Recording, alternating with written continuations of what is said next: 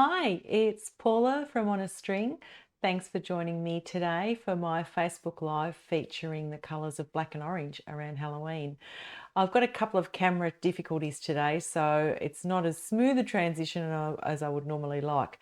But bear with me while I flip over to the work camera and I'll show you what I've got planned today about black and orange.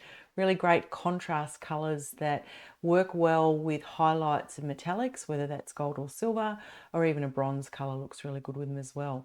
So that's my plan today. I've got three little designs that I want to work with and show you different techniques of bringing in black and orange together. And hopefully by the end of the session, there's some great finished projects for everybody to have a look at. So one of the things we're actually going to have a look at today is how to use the colours of black and orange together so that they are really good contrasts and highlights against one another. And I've got in mind here some different techniques that I want to show you about using those colours. And welcome to those that are joining me either for the first time or for a second or third time. Thank you so much for coming along. Okay, so black and orange together are really great, strong contrast colours. And what I wanted to do was show you some different things that I've got that I want to work together and create these black and orange pieces. So I've fossicked around in my polymer clay tray and drawer, and I've got loads of different components that I've purchased over the years from different people. And here are some gorgeous sort of square polymer clay pieces that have got black edges and a little bit of an orange under flow through there. It's got a bit of crackle and metallic on there as well. So I've just drilled some holes in and joined these components together. Hi Shelley, nice to see you. I'm looking forward to doing this session again too tonight with black and orange. The little black and orange polymer clay pieces here. There was also another little tiny square piece, but it was too small to make a stud earring. So what I wanted to do was just join those with some black findings. And I really like these black hooks, particularly for polymer clay that have a really large hoop to actually join the piece together. So I've got some earring wires on there. I've got two pieces joined together, and I'm just going to do a little black and orange fringing on the center. So that's one design we'll have a play around with today. Another one is using these beautiful orange rivolis that I have. These are a 14mm rivoli with a bit of a swirl in them. And what I wanted to do is actually match those to this flower earring here. So as much as it's a black and orange theme, this will be one that will have some browns and golds in that as well. So that's another design we'll play with today as well. And then the third piece is another beautiful polymer clay piece that I've particularly saved for this session. And this is another one by Deb Myers. So you may have seen me use Deb's pieces in the past. I love the work that she does with polymer clay. And this to me with the black and orange, but white as the other highlight, I think this will be a really nice piece to create some type of pendant. Now, if I look at it this way, I'm not sure if I like it vertical or if I like it horizontal. So we'll play around with what either of those actually look like. But obviously, you know, this is the sort of thing that works really well with some sort of bead fringing. Potentially I could put some sort of larger black piece at the top of that and then maybe some orange dangles or something. So I'll just play around and see what actually comes from this one as well. Okay, so let's get started with the easy one first. So this little one here, which is just the simple polymer clay pieces with the black and the orange. What I'm going to do is just thread my needle with some fireline. Don't need a huge amount of fire line for something like this. It's a little bit of fringing that's just going to join these two pieces together. So as always, I always start with a size 10 needle and use my way to go smaller if I need to.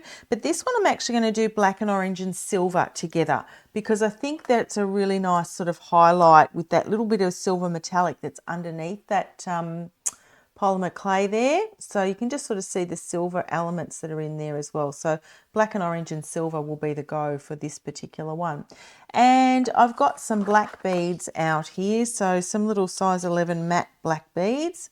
And I think then I need some orange, whether that's a crystal or a 4mm, something along those lines. So I'll just pull something out of my box of crystals and 4mm, etc.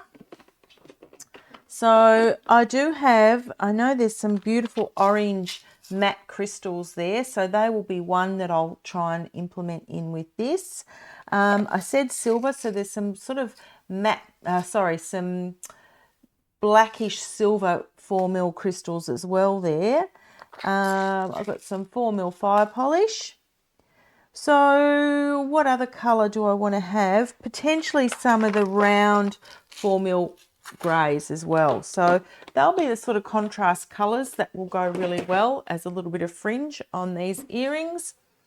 And when I do this sort of work, I like to do a little stop bead sits in behind just to hold the beads in place. So I'm taking my needle from the front through to the back. And I'm just going to pick up a size 11 bead and run that needle back through to the front again. And when I do that, it creates a nice little stop bead that sits at the back of the piece like that. And that will be a really good anchor to hold those beads in place. Now I've got 2 holes in this piece, one at the bottom and one at the top. And I may end up doing a fringe at both of them just to sort of fill in those holes. Now for something like this, only 3 or 4 fringes is enough. You don't need a huge amount on this. I want the matte ones, not the crystally ones. And then I want to do a little silver highlight bead on that as well. So the start for me is to pick up a size 11 bead, one of the little feature beads, so that matte crystal, and then a silver size 15 bead. And then bring those down. Remember, I've got that locking bead at the back. I go through the 4mm, through the size 11 and back through that hole there as well, just to create that little bit of fringe. Now, of course, that size 11 that I put at the back is a great locking bead. So I'll just bring my needle back through that again as well. Again, repeat the same thing. So a size 11, a 4mm, and then a size 15 bead. And then go back through the 4mm and the size 11, back through to the back. And this gets a little bit tighter and tighter. We're going through this several times. It's also got the jump ring in there as well. So it is nice and secure, and it'll get to the point where I won't be able to go through any further. So I will use the front beads and the fringing to attach my next little piece with.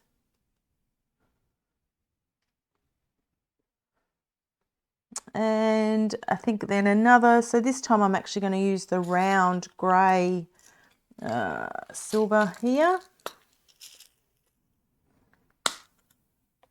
So again, I pick up a size 11, a 4mm and a size 15. And those 3 little feature beads there look really nice just as a good contrast on this piece. But the really simple, easy way to make a pair of sort of feature earrings is just to grab some gorgeous clay pieces and then add little bits of fringe onto that just to finish that off. So I'm actually going to go now and go through to the top hole. But what that'll mean is I will have to actually finish off this thread here on the back of this one, because I can't take the thread up via the jump ring. That's a little bit untidy. So I'll just go through to the back like this, do a couple of half-hitch knots on that size 11, grab my little thread burner and burn off that thread there, and just remove that tail thread from the very start of the piece as well. And then I'm just going to repeat that little fringe on that top hole. So again, I go from the front through to the back, pick up a size 11 bead, go back through the bead again, like that. Pick up a size 11, a feature bead, so the silver. So I'll repeat the same pattern, the silver, orange and black.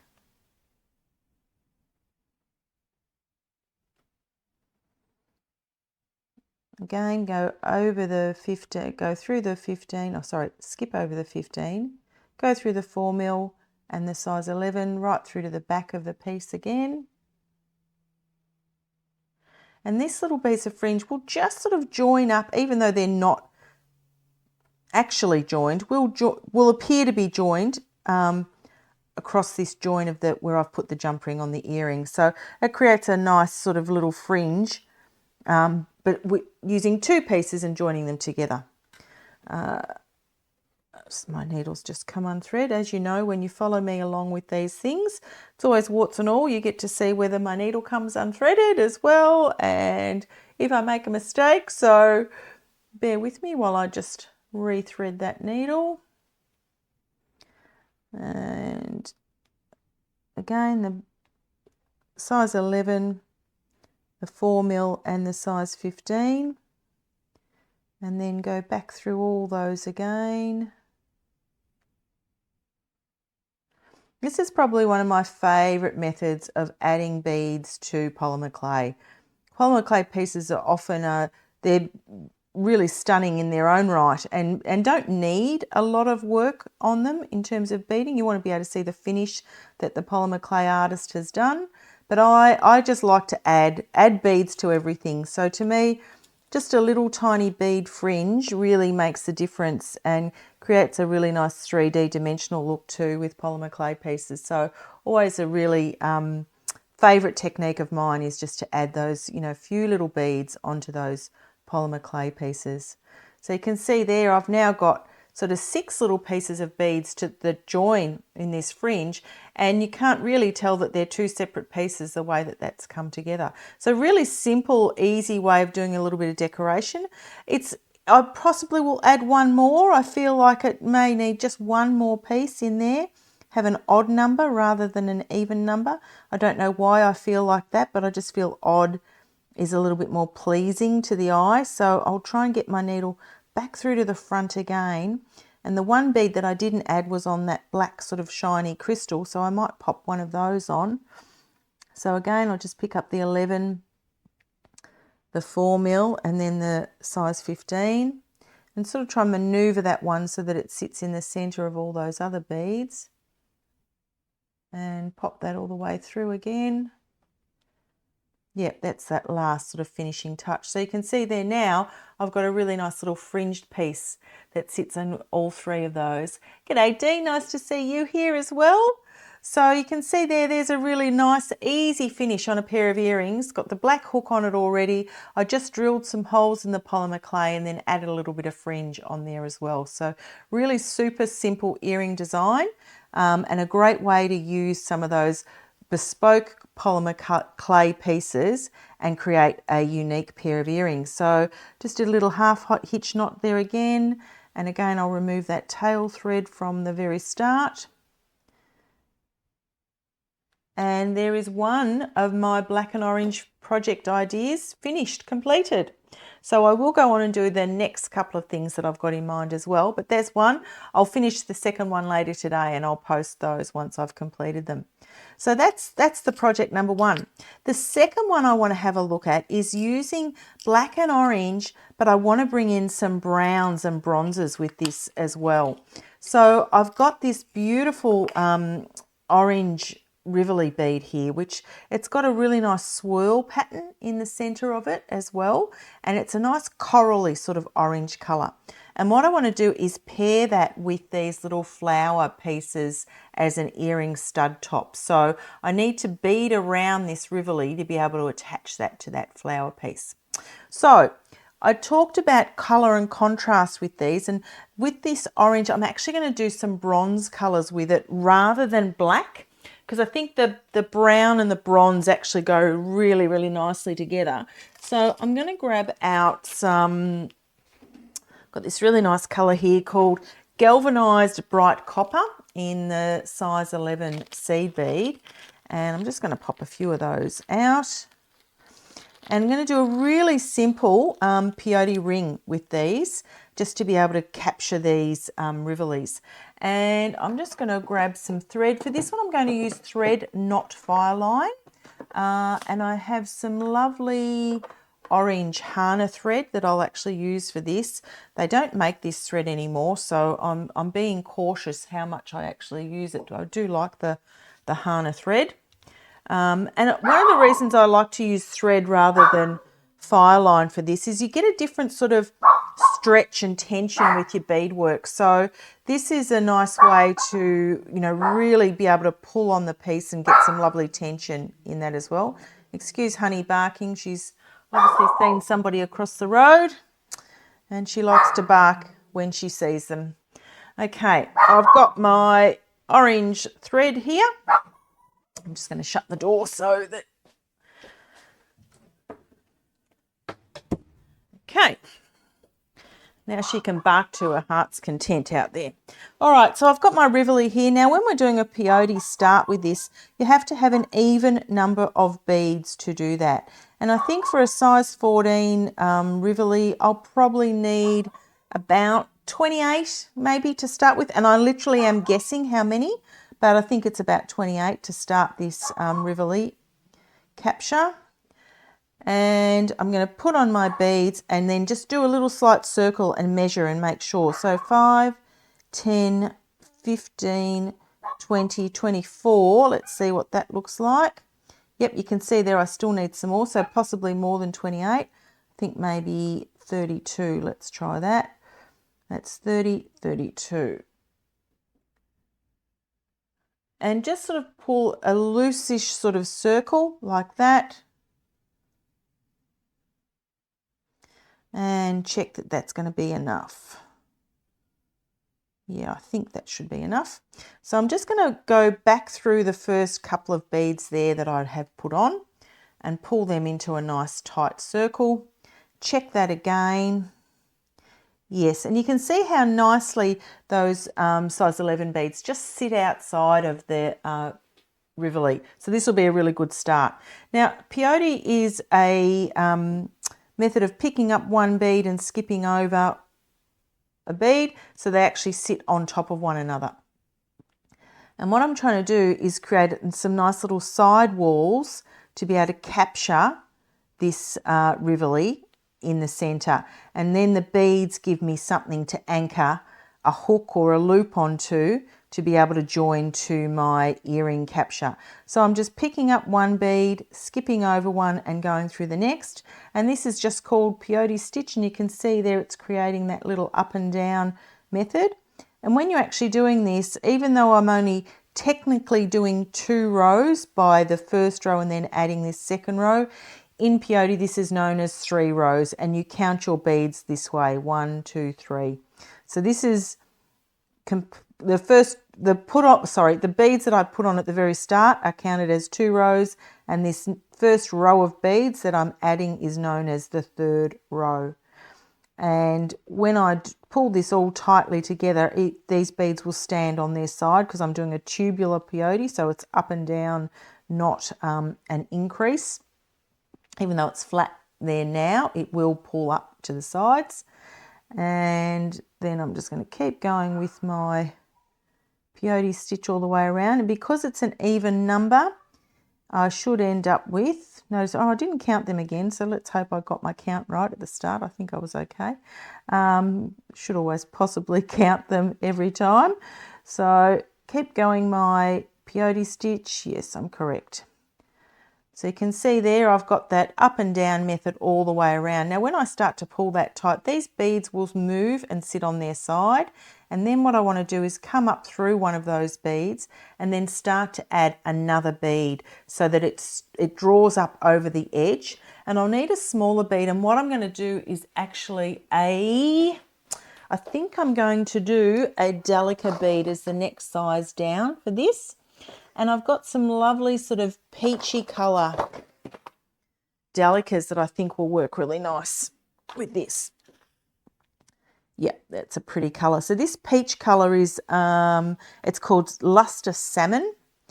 And I know we're going orange and black, but this is a really nice, pretty sort of colour that goes well with that galvanised copper and this orange of the Rivoli here as well.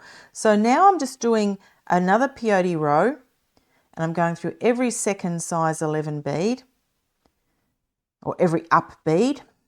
And I'm just adding a Delica bead in between. Now the Delica beads are slightly smaller than the size 11 bead. So what that does is create a little nest that I can sit this Rivoli in when I start to draw that tighter. I will end up doing one more row of a size 15 as well after these Delica beads. So that draws it even closer again.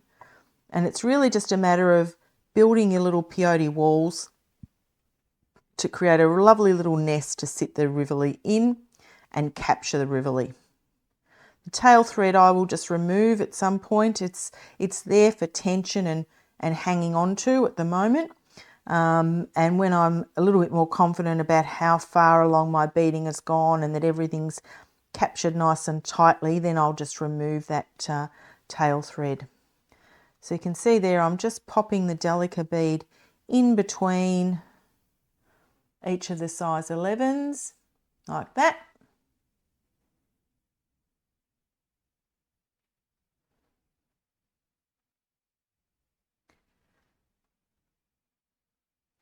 And I should have added, oh, now look, there's a rookie mistake. Okay, so I've actually just twisted slightly. Let's just move that around. I just had twisted my work a little bit there. And that one's got to flip over. This actually just going to undo that one. So sometimes when you're doing this sort of starting row, it can twist, and it did go to the other side. So I've gone through the wrong size 11 bead there. I'm just going to undo that. Lucky I caught that. And now I'm going to pick that up and go back through the same size 11. So just something to watch when you're doing this is making sure that you're not twisting that foundation row of peyote, and go through the, there I'd already had one on the needle, take one of them off like that, and there we go. Okay, so I'm just going to move the tail thread out of the way, just hold it out of the way. Now when I pull that nice and taut, you can see how it's starting to concave and create a nice little nest for me to sit that Rivoli in. So it won't hold anything in place just yet. I need another row. So I'm going to now do a top row, and if I look at the brown there, I think I want a bronze colour to tie in with that. So I'm going to grab out a bronzy sort of coloured size 15 bead. And this one's a nice one. This has got a little bit of a sort of a pinkish tone to it. No, that's wrong. When I have a look at that, it's actually purple.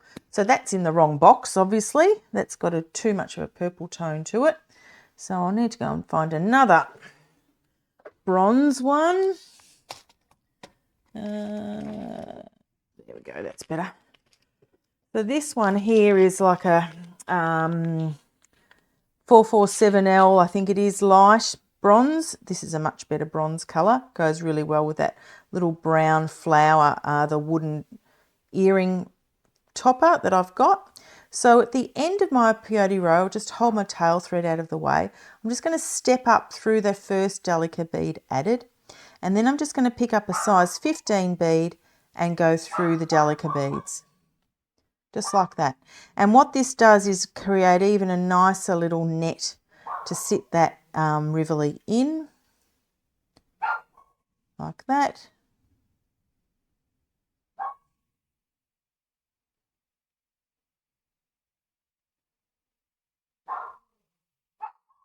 And the little size 15 bronze is just sitting on top of one of the size 11 beads that we added in the first, second and third rounds. So it's got that nice metallic together as well. And keep adding those all the way around.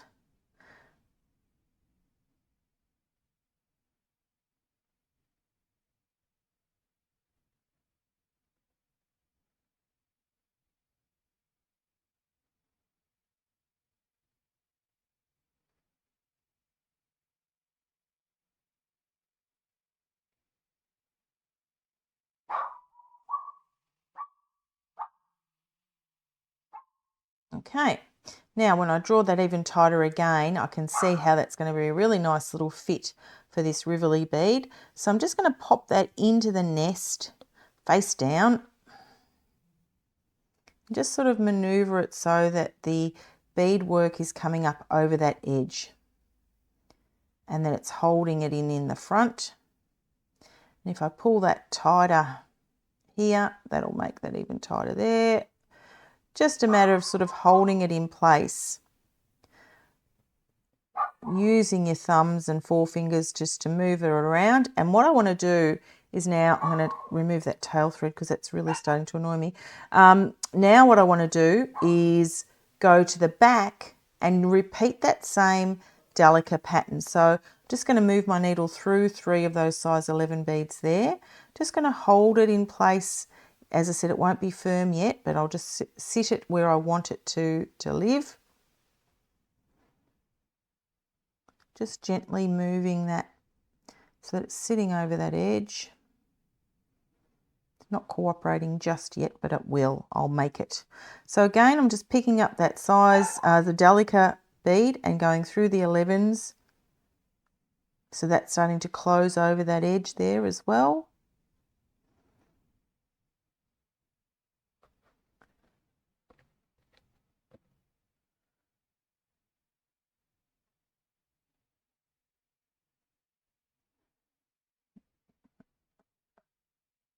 See if it's cooperating yet.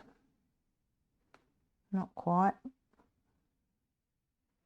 And you can use this sort of start of a cabochon capture with any beads. You can start with a size 8 bead, you can start with 11s, you can start with delicas. It's just a matter of reducing the size of your beads as you build your rows so that it comes over the edge of your cabochon. Cabochon, ruby, Rivoli, whatever it might be. So you've just got to keep reducing your size of bead to make that fit. It's getting there. These little peach delicas are a gorgeous colour, this salmon luster.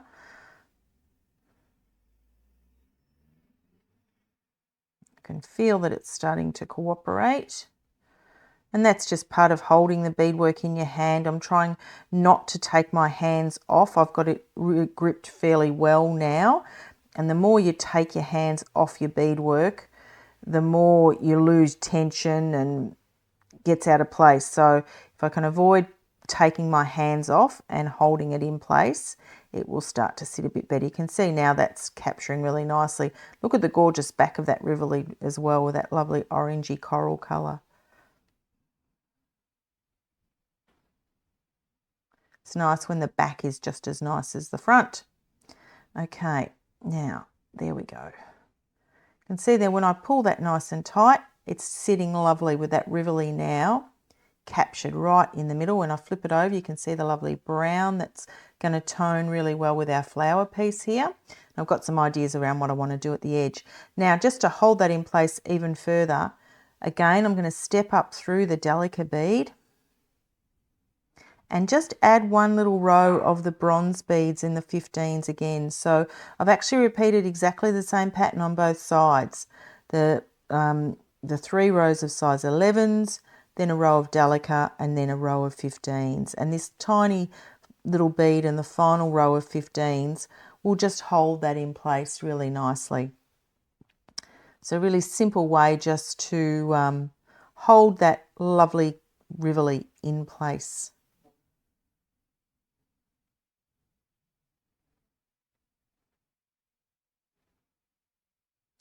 I love the back of these. They're a really pretty colour. These came from Nez, the vintage bead nerd lady. So I know she had some different Rivolis and things on her site. If you're interested in where these came from, these lovely swirl ones.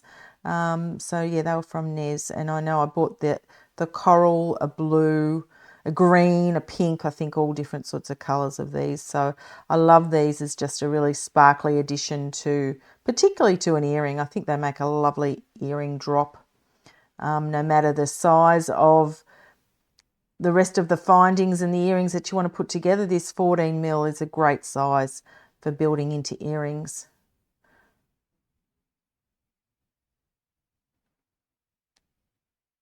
Okay, now at the very end, I'm just going to step up through that first delica, pull that nice and tight so that it's holding everything in place. And you can see there, I've now got my beautiful Rivoli captured with the bronze, with the coral sort of colours and the orange all together. So what I want to do now is just give a bit of structure to the outside of this, and the very first row of beads that I added, or the ring of beads that I started with, you know, that's theoretically called rows 1 and 2. I'm actually just going to add a little bit of dimension to the outside. So I'm picking up 3 size 15s. I'm coming up through one of the center beads, picking up 3 size 15 beads and just pulling them together to make a nice little picot on that outer edge. Not only will that give me a sort of flower shape which matches really well with the top flower earring piece that I want to add, but it will give me something to hang on to build a little connection between the earring finding and the piece of beadwork. So just keep adding that nice little picot edge, and but picot means the 3 little beads together. You can see them coming together really nicely now. Adding these to an outer edge of a Rivoli capture like this just gives a little bit more structure, particularly when we're only doing a 3-row start for this. So it just adds a little bit more structure. That one's just got caught. Sometimes the size 15 needs it. Oh, that one broke. Okay. That was not a great example of one. That one decided to break. So I'll just re-thread my needle again. But a really nice, easy way to make a pretty sparkly earring. You know, if you're going out in summer and you want to have a new pair of earrings for the day, this is a quick way to actually make a new pair of earrings. I'm teaching an earring class for the Bead Society of Victoria in a few weeks' time on a similar concept of earrings, and this is all about using Rivolis, and it, you know, doesn't matter which size. We'll have the recipe for creating the capture for them. And I've been experimenting with all different sizes: drops, teardrops, rounds, ovals, squares. It's going to be a fun class creating all these different captures for different size Rivolis and crystals.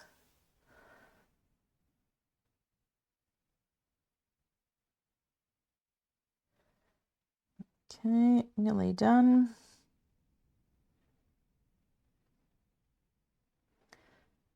And I can go around and just sort of peek out all those little size 15 captures for size 15 edges, just to make them nice and pointed.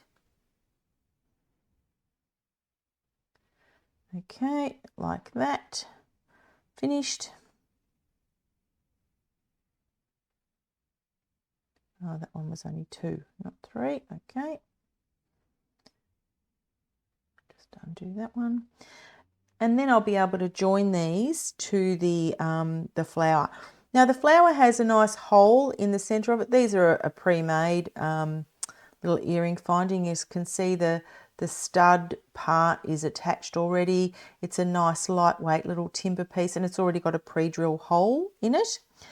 So I didn't have to drill a hole in this one. But I also don't want to put a jump ring on through this. I actually want to do a beaded ring.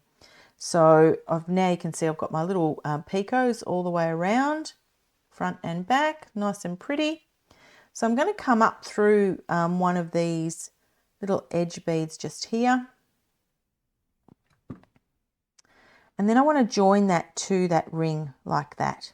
So I think possibly the brown size 15s are going to be the ones to do that. So I'm just going to pull up maybe, because this is a fairly thickish sort of piece, so I've just added 7 size 15 beads. I'll pull those through and see what happens. I need a couple more. So I'm going from one hole facing one way, and I've got the whole of the finding another way. So just added on 4 more beads. So how many was that in total? I think that's probably 10 or 11 that I've got there. 1, 2, 3, 4, 5, 10. Okay.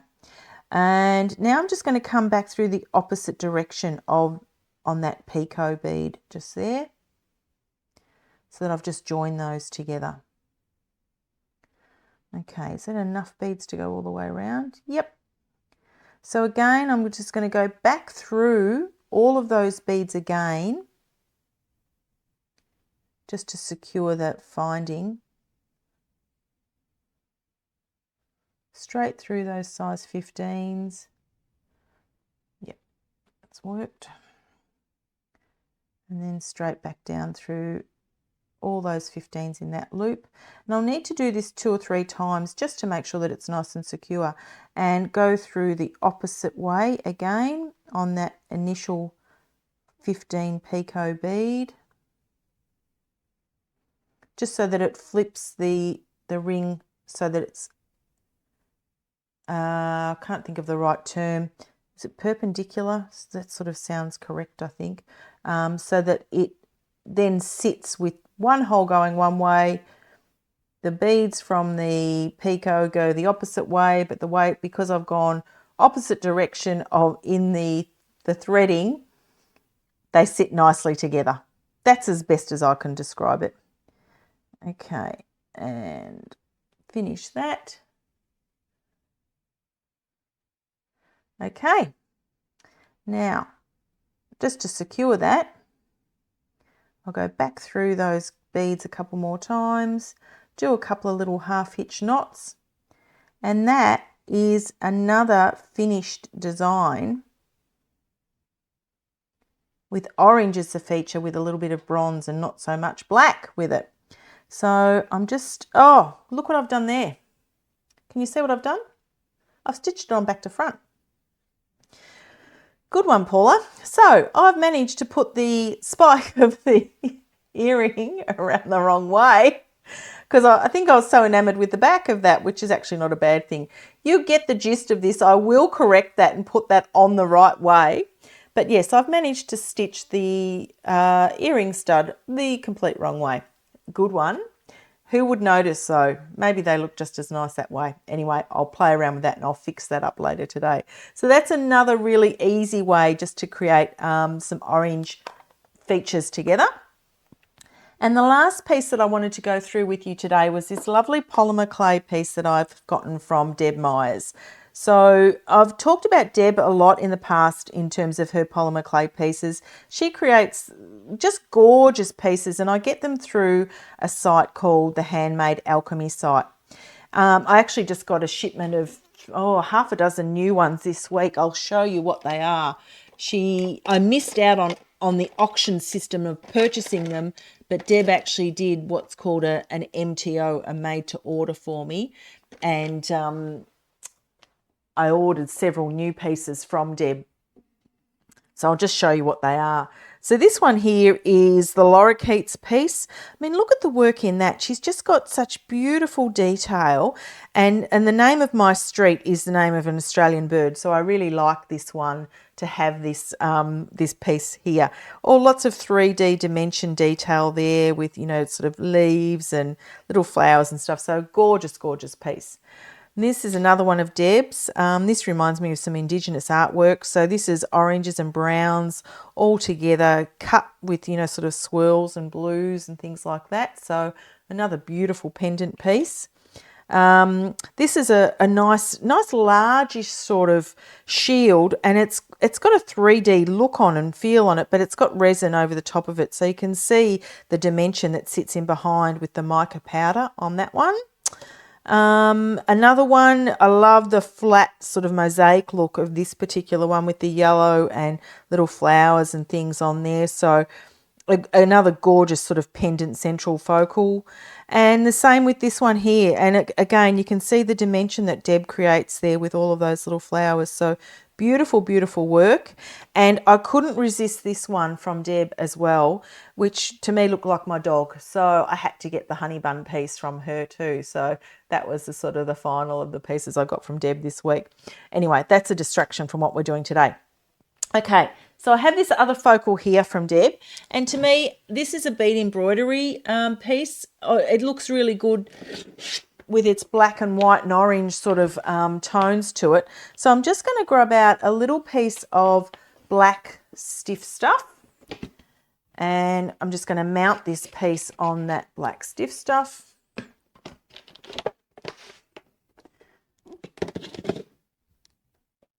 And I didn't really think about the size then. I just grabbed a piece. This is probably too big for what I'm going to do today, but we'll get the gist of it. Let's grab a little bit of glue and glue this together. And who knows where my glue has gone, but that's okay. I'll find another one over here. Now, this is something that you would use, you know, E6000 or any sort of glue just to hold this in place. So I've just grabbed a little bit of some Loctite glue that I've got here. And I'll just put some on the back of my polymer clay piece here, just to hold in place on the stiff stuff. So it will be beaded around, so it doesn't have to hold it securely. It's just to sort of hold it firmly whilst I build my walls to capture this piece. Now, this is one that definitely will have loads of black around it, but I think this is a black and white. Black, white and orange will be the colour theme for this particular one. So again, I'm going to grab some fire line. I'll get some smoke fire line for this one. And the smoke fire line, you can use thread to do bead embroidery, or you can use fire line. I sort of interchange. It just really depends on what's easy and around. I don't sort of stress too much about what sort of thread I'm going to use with this. And I want to build up my little wall of edge beads so that I've got a nice foundation to build some beads over the top. So what I'm going to start with, I think I'll start with a black size 8 bead. So I've talked before about how much I love using size 8 beads. They're often an underrated bead. But the lovely big holes, you know, a little bit more size to them, they help your beading projects grow really quickly as well. So don't be frightened of using size 8 beads to do your beadwork with. Now, I think what I might do is a different sort of finish with this. And this is a sort of an Albion stitch style. So I'm just going to bring my needle all the way through. I've put a knot in the end. Let's hope that it stays. Yep. My knot there, and then I'm just going to pick up my size 8 bead, and I did say black and orange and white, didn't I, with this? I've got some white beads. Grab some whites.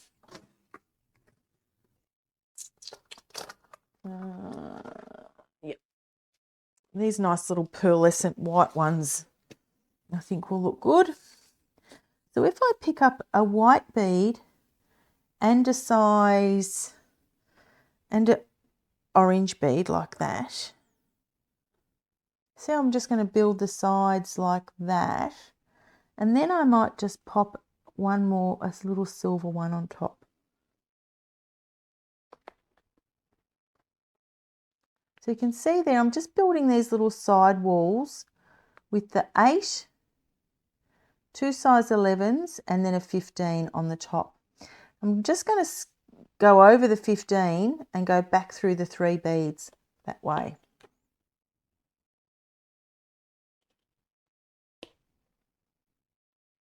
So what that does is it flips the size 11 so that flips the size 15 so that the hole is now going the opposite direction. And what that will do, I'll be able to use that later to just capture the beads across the edge of the piece.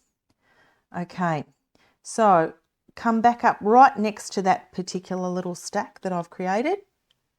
Pick up a size 8, 2 11s and a 15. So that's my black, white, coppery colour and then silver, and then go right down next to that again. So you can see there I'm just building that little wall either right around the side. So this will just take me a little while to do this, but this will be one way of creating a capture method. So you can use peyote stitch like I did, similar to the Rivoli before. Lots of different ways that you can actually capture a piece, but this is another way to actually do that. So just create those little stacks.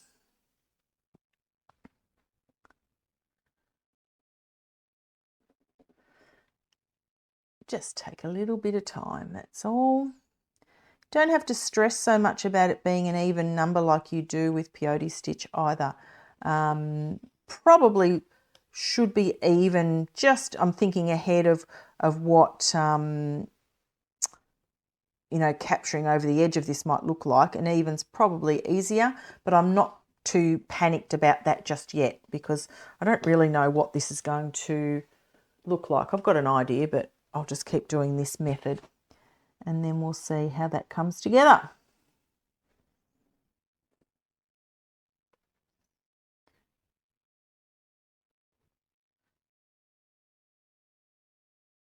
But if you're interested in any of the handmade alchemy pieces, or the, you know, the site where I get these sort of beautiful clay pieces, it's an Australian Facebook group called Handmade Alchemy, and Deb Myers is one of the artists who features on there, as do many others. But Deb is one of the polymer clay artists that I love to get different pieces from. So if you're not a member, have a look at the Handmade Alchemy group.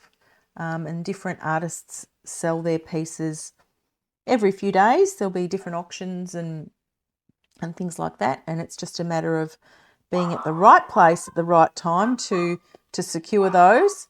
And then if you're lucky, sometimes they will do a make to order, which Deb did for me this week because I'd missed out on some of those pieces that I'd really liked.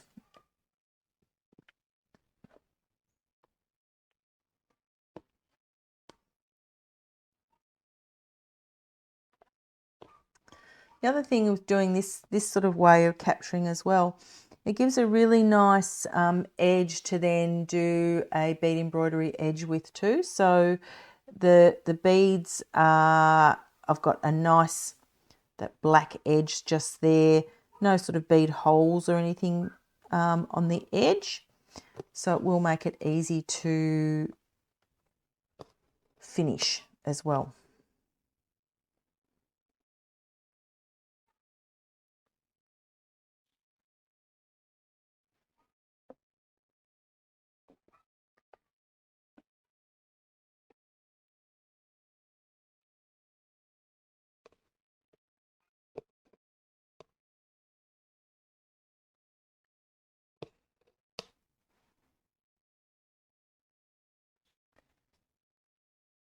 My next one of these classes is coming up in November, and it's a Christmas themed. The next two are actually Christmas themed. So getting in preparation for doing some Christmas projects. So the first one is a design on the fly class. And my bead supporter for that one is Jo from Cranberry Beads. So last year when I did this with Jo at Christmas time, I created the beaded shaker. So who knows what the project will be this time, but that's in November. And then my final bead design on the fly for the year is about Christmas projects again, and that is in December. So look out for both of those coming up in the next couple of months. And I'm really, you know, I'm open to suggestions for what people would like to see on these as well. So if you've got ideas, please just send me a message, you know, however. On some of the themes, I do like to plan them out in advance, you know, for the year so that I know what I'm doing. So if you've got any ideas of what you'd like me to do for these sorts of sessions, please reach out. I'm open to suggestions on what they might be. And I know that the design on the fly stuff are really popular and people like seeing what I do with those. So I'm happy to do them, or I'm happy just to, you know, come up with themes or be guided. And in the past, I've had people suggest things like shibori silk, which was great, you know, warp squares. So if there are things that you'd like me to explore and show you my take on, please, you know, send me a message on what you would like to see so that I can plan my content for next year. So even though we're only in October, it's part of what you've got to do is just be organised and plan out the year. Thanks, Meg. Nice to see you here too. Beading away as well. And Rosemary and Alex have popped in to say hello and Everyone's busy today, which is great. Great to see people busy beading and taking classes. So the beauty of these sessions that I do, if you can't catch them live when I'm actually doing them, they do end up on YouTube, generally later that day if I've got time to sort the filming part of things out. And they're always then available on YouTube forevermore if you miss out on seeing them today. So if you've not subscribed to my YouTube channel, have a look at that for On a String and On a String AU actually, and you'll find all of the different videos that I've done over the last probably 2 or 3 years I've been doing this for. And you'll see lots of different videos there that you can actually catch up on as well. So make sure if you want to see some of the past things that you log on to the On a String YouTube channel and you'll see those there. Okay, so I'm just continuing on with my little bead capture method here. So building these little side straight up and down walls rather than a traditional sort of peyote capture. We're doing something a bit different today. I'm just using size 8 bead, 2 size 11s and a size 15 and just stitching them down all the way around right next to each other with my polymer clay piece right in the middle. So you can see now how that's going to give me a little bit of space to do some sort of netting, or don't really know yet what that's going to look like, but some way of joining those so that they sit all over the edge of the piece. I also don't want to go too far over the edge of my beautiful Deb polymer clay piece because you take away from the clay as well. So I want to make sure that the beautiful line work and things that is on the clay is still featured.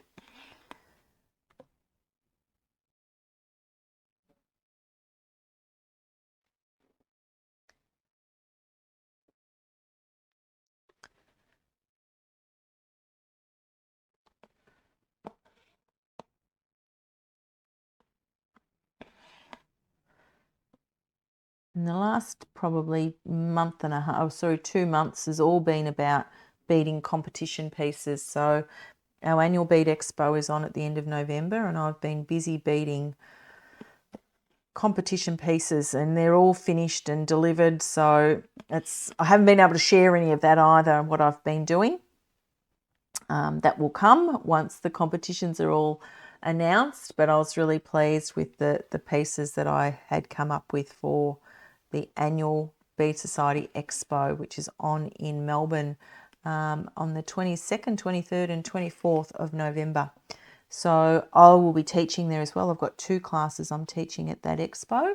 And as I said, I've got 4 competition pieces actually in, which is really exciting. So it's nothing like a deadline and a theme to give you a bit of inspiration to get kick-started and get your piece underway. So I know Meg, who's hopefully watching still, Meg's done her pieces as well. The polymer clay piece here, Meg, is from Deb Myers. So Deb from Handmade Alchemy is one of the ones that I love to support the work that Deb does in this space because I can dabble with clay, but it's not my favourite thing to do. So I love to get clay from other people. And yeah, Deb does a beautiful job on these sort of screen printed and coloured pieces.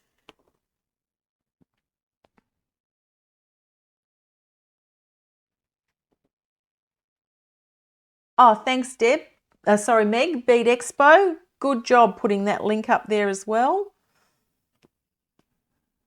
Actually, while you're there, Meg, if you can find the link to the Handmade Alchemy group too, that'd be great, where Deb's work comes from. My brother, who normally does all of my tech stuff for me, is travelling at the moment. So he's actually travelling to America. So he's probably just about to land actually. He left yesterday. So normally he is very supportive of my tech adventures and, you know, helping me with this stuff. And I had a little camera hiccup this morning and I thought, oh gosh, poor Brian's not here to actually fix this for me. So it's not as technical as normally I would have it, because he does help me out with this stuff, but that's okay. I still managed to get live and get something on screen for people to see, which is good. But yes, if you're ever watching this, Brian, I've mucked something up with the filming dimension, but he'll sort that out for me when he comes back.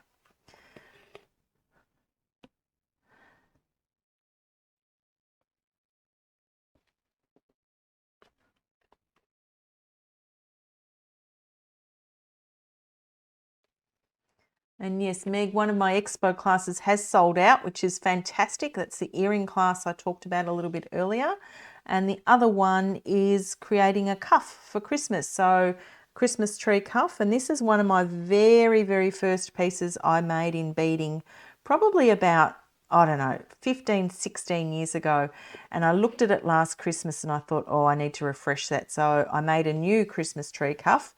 And that's now going to be one of the classes that I'm teaching at the Bead Society Expo later this year in November. So really pretty way to create a little cuff for your wrist with lots of Christmas trees on it, and you can decorate them however you like. So really fun little class that I'll be teaching. Oh, Meg, would you like a job as my social media poster? Thank you for doing that. That's fantastic. So Meg's just popped up there, the Handmade Alchemy Facebook group. So as I said earlier, that's where some of these polymer clay pieces that I get come from. And there's lots of different artists that have their work on there. Deb Myers being one of them. Julie from Pepper Beads is another one. Glenda Mackay is another one. Kaya Kelly has lots of artwork there, wire work. Fiona Horn has beautiful glass work. I love Fiona's glass that goes on there. Who else is on there? Liz DeLuca for glass as well. I've often used Liz's glass discs and flowers and things. I think I used Liz's glass flowers last month when I did spring flowers. So loads of different artists on there, and a great way to support Australian artists in, particularly the clay and glass worlds. And from my perspective, I love to get them and just add beads. So this is one of the pieces that I've picked up from there in the past from Deb Myers. Don't even know when I got this particular one, but when I knew I was doing black and orange today, I sort of put that aside thinking that'll be perfect for demonstrating in this particular Facebook Live. And I showed a little haul of some of the new pieces I got from Deb this week as well. So by all means, have a look at that particular group. Yes, I can show my cuff. Let me do that. I'll get that one. So my actual cuff is with the Bead Society as part of their samples, but I'll just show you my original one that I've had for years. As I said, probably about 15 years now. So when I have a look at my bead work from now and, from then till now, I can see, oh gosh, I perhaps used either rubbishy beads or, my stitch work wasn't as good as what it is now, but I've now designed this in a new format. So this is the Christmas tree cuff. And it's got this sort of little interpretation of snow around the edges, varying designs of Christmas trees, and it's a peyote base with some different sort of triangle shaped beads and cube beads to make the tree shapes. So if you're in Melbourne and you're looking for a piece of Christmas jewellery to make, there's a couple of spots left in that particular class. And the other earrings class is completely sold out, which is really nice. So yeah, Christmas tree cuff 2024 version is what we'll be doing in that class. Okay, I'm nearly finished this. So thanks for sticking with me while I do the boring part. This is always the most boring part of any sort of bead embroidery piece, is that foundation row. It takes the longest, and it's a little bit boring just to watch me do this sort of stitching up and down, but we're getting there. So you can see here I've only got that sort of top section to go, and once I've got all of my little stands on, I'm going to do some sort of joining of the edge. Again, I don't really know what it's going to, I've got an idea, but it will be designing as we go. So sometimes what you can do over the corners of these pieces, I may do, some sort of feature over each of those corners just to hold that in place even further. And whether that's something like a, like a little crystal maybe, just something else to give it a bit of dimension. So we'll have a look at what that looks like as well.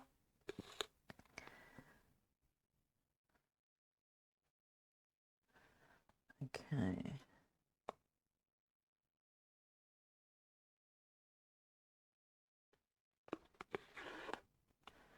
Them up to the top. So you can see there I've got my nice little straight edge.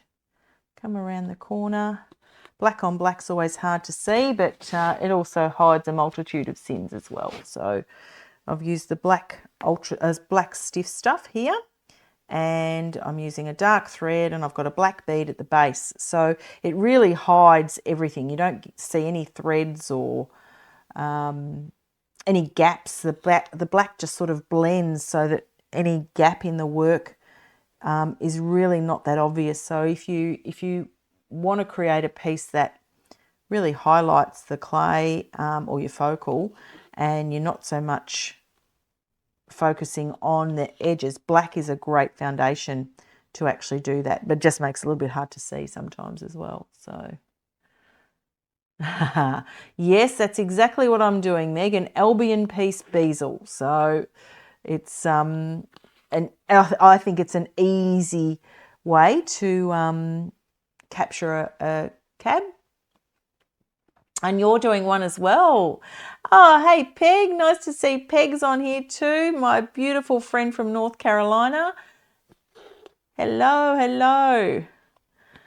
Fantastic to have such wonderful support from people, particularly from the United States, where it is Friday evening over there. So thanks for coming along. Peggy, Brian is on his way to you. He's landing in Australia today. In America today. So he's having a holiday over there for the next few weeks.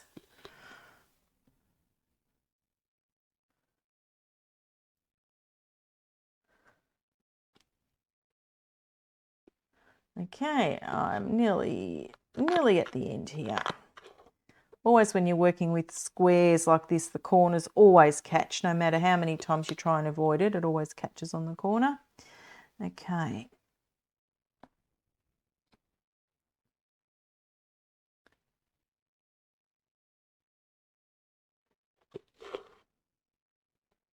Probably got enough room for maybe 2 more or 3 more. We'll see how many more actually fits in this gap.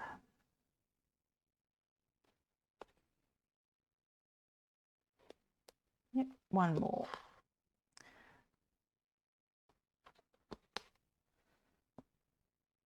Okay, so now that I've got my little edge all the way around my piece, what I want to do is use those silver size 15s to actually hold that in place.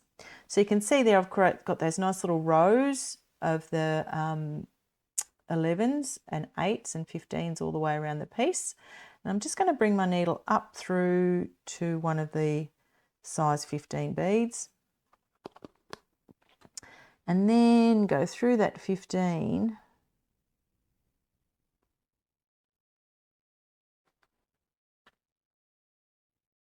Okay, now this might be the time to bring in some black potentially. Let's have a look what black looks like.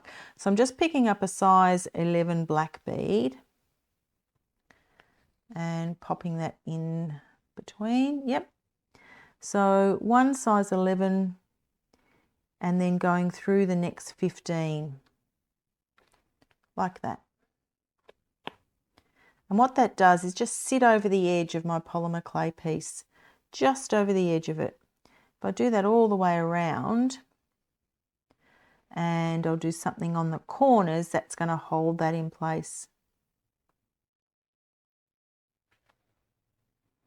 Now this sort of piece too, on its own creates a really nice focal for a pendant, but I think I will do something that sits at the top of it, some sort of larger black crystal piece or crystal drop or something else to actually build some dimension and other look with this. So I'll get this bit done first, and then we'll have a think about what that looks like. So when I start to pull that tight, you can see it's just bringing those little Albion stitch stacks together really nicely.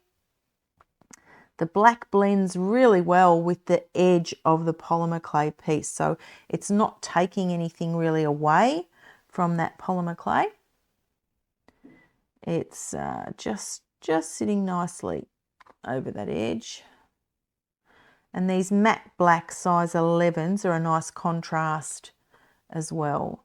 I like to mix in matte and metallic and opaque, you know, in all sort of variations wherever I can. Matte beads, beautiful to work with, and they sort of offset any of the shine really well.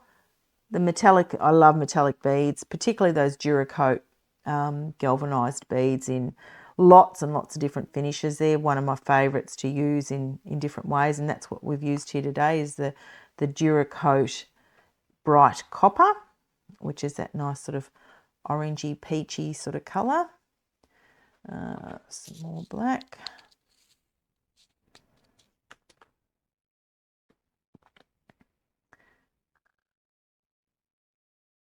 And again, you know, this sort of first row here, these are often the slowest ones to do, but it's just helping that work sit really nicely together.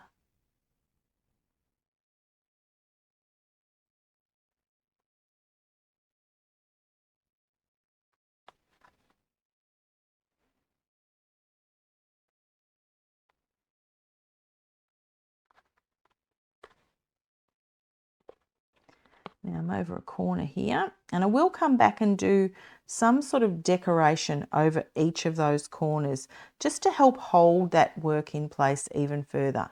But, you know, drawing the size 11s in between the 15s has created a really nice firm edge.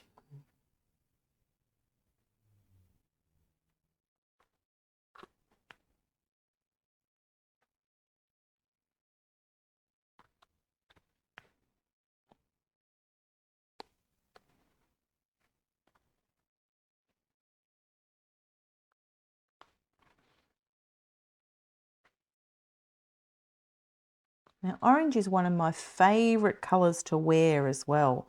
Now, I know not everyone's a huge fan of it, but I love orange, and I've got several orange, quite a lot of orange in my wardrobe. It's complete contrast for me for purple, whereas, you know, that's a colour I have hardly anything of. Orange I have loads of. I think it's something I'm attracted to the colour, you know, with my hair and skin tone. I think it works really well. So I do wear a lot of orange and coral and, you know, those sort of colours. So many years ago, I had my colours done professionally, and that was one of the colours I was told to wear. So I stick to that because, you know, somebody held a colour sheet up against my skin and said that's a good colour for you. So I do wear a lot of it.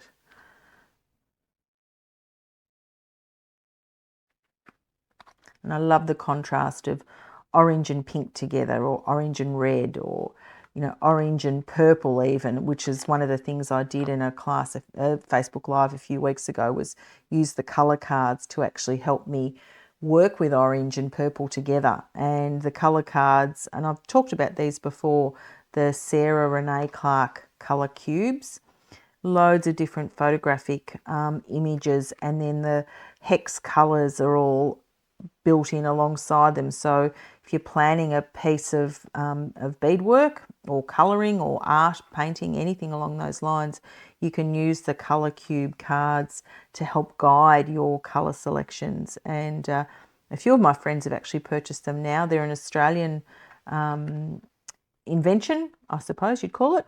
And there's 2 boxes of the colour cube cards, and they're really fun just to get some inspiration for colour as well. So if you're interested in having a look at the colour cube cards, have a look at Sarah Renee Clark, the colour cube, and you'll see them there. And as I said, when I came across it was very much about colouring in and drawing and art, etc. But I've used them several times now to help with inspiration for bead colours. So really great resource as someone who likes to design and think about how pieces come together.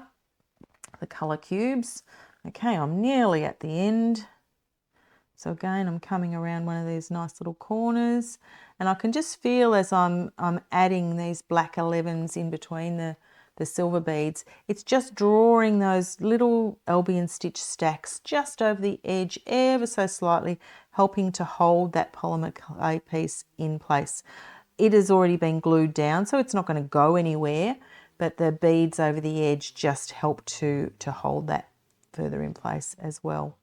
It's a really nice technique to finish it like this with this edge. You could always go and do another row then of peyote with this as well if you wanted to, or if you create a higher Albion side stitch stack, it will come up even further over the edge, but I've just sort of selected the amount of beads just to have it just sit over the edge. I didn't want it to cover over too much of the edge of my piece here.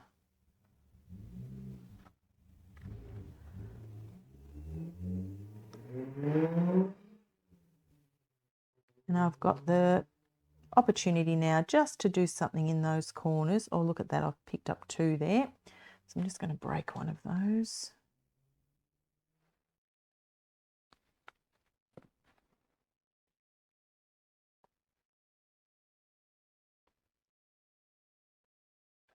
I'm right back to where I started. And just pop one more in there. Like that. And I've now got, if I pull that nice and tight, I've got that lovely edge all the way around my Albion stitch piece, sorry, my peyote polymer clay piece. Look at that lovely edge that's there now as well with the black and the white and a little bit of copper. It's actually, yeah, it's come together really well. Now what I'd like to do is just on this corner here, I'm just going to bring my needle back down to the corner. And I'm going to come back up again as well. I want to do something that just sits over that corner like that. Come out through one of those 15 beads there. And I'm going to grab out, I think this is the one that I'll use, those black silvery sort of crystals that I had before. So just going to go back up through a 15 on the opposite side there. And see, I'm just going to pop that crystal just in place, sitting right on that corner edge just there. So I think I'm actually just going to do that because I'm going to put a 15 either side of it. Crystals can, as you know, cut your file line pretty quickly and savagely.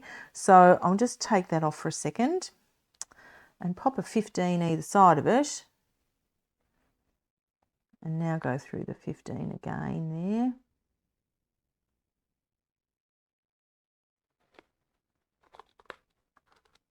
Yep, that's better.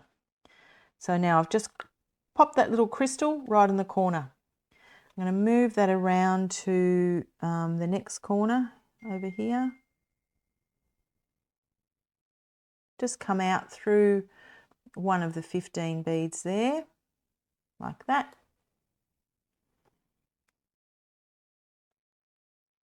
Pick up a 15, a crystal and a 15.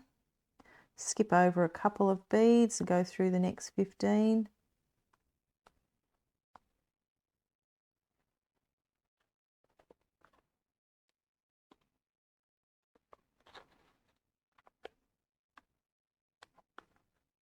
There we go, that little crystal, just holding that in place. Oh, that looks good.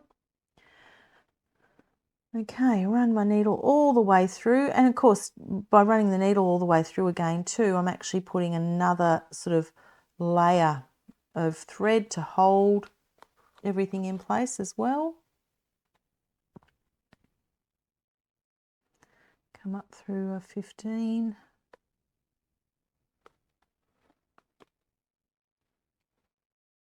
15, crystal 15.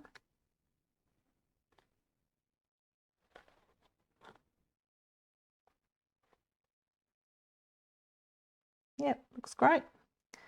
15, crystal 15, and then through that one there.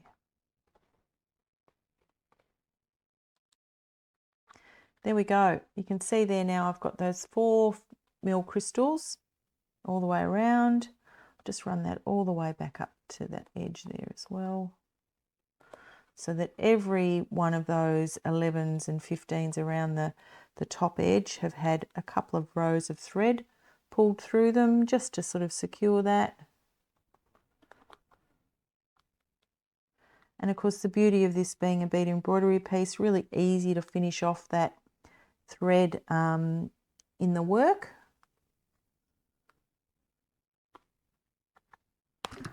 Or break the thread as I just did, but that's okay. I've gone through several times. So you can see here, I've got a really nice finished piece with the crystals on the 4 corners. Beautiful.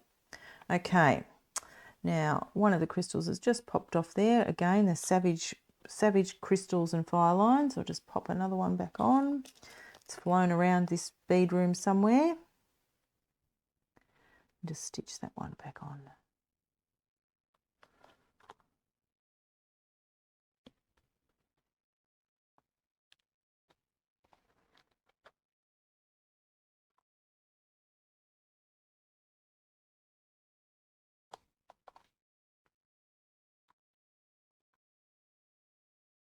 Now what I want to do is finish off the edge of this piece by doing a bead embroidery edge on there, and then think about how to actually join that with another piece. So, okay, that's better.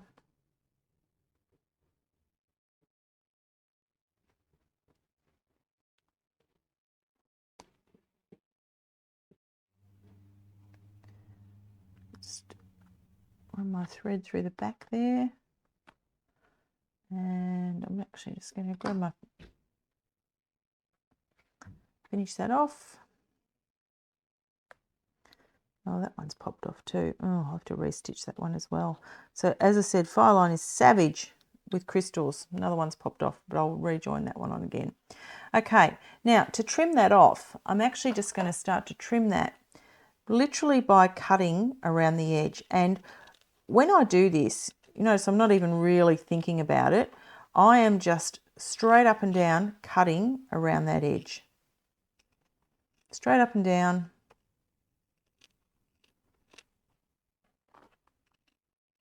Cutting around the edge, trusting that my stitching of the Albion stacks is all in place. And when I flip it over and have a look at the back, you can see there I have not cut through that stitching anywhere. It's just really held all of that in place really well. So that piece now is ready to be backed with some sort of fabric or ultra suede. So let's have a look at what sort of fabric I've got here. You can use leathers, you can use all sorts of different things to back these. And I think this probably needs some sort of really bright orange to tone in with the rest of the piece. And I know what I'm going to be looking for. I've got some lovely orange leather here. So beautiful orange leather, which that will sit really nicely on the back of that. That's what I'll use.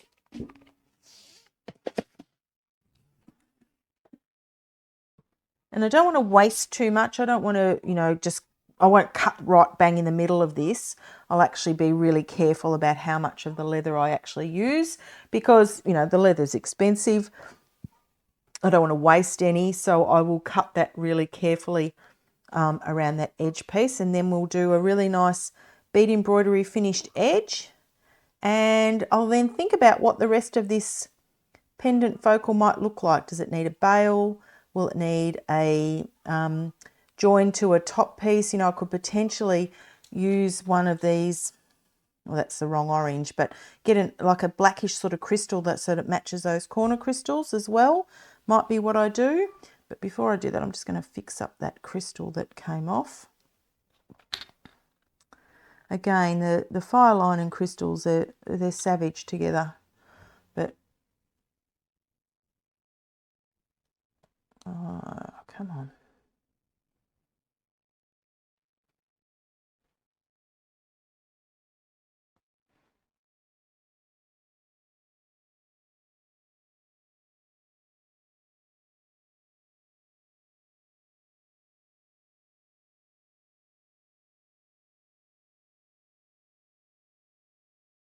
Once they're in and they're secure, they're okay, but it just, yeah, can be a little bit rough. I'll just go back down through the Albion stack there, back up again.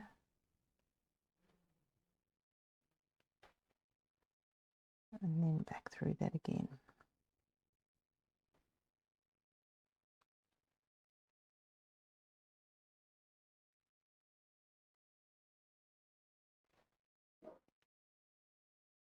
There, okay.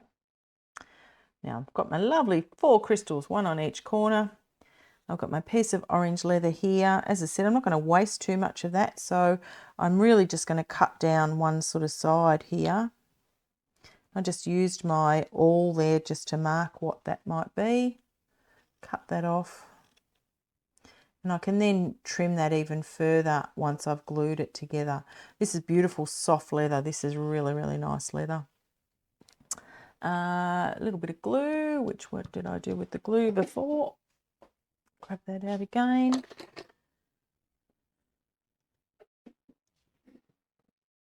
And just pop that on the back of my piece here. Not going to go right to the edges, this is really again just to hold in place whilst we trim and stitch that leather. So I really want the edges of my ultra suede and my leather to line up. The leather's got a little tiny bit of stretch in it. And now I'm just going to trim off that excess. So literally just, again, hold the scissors straight up and down, trim away that excess leather.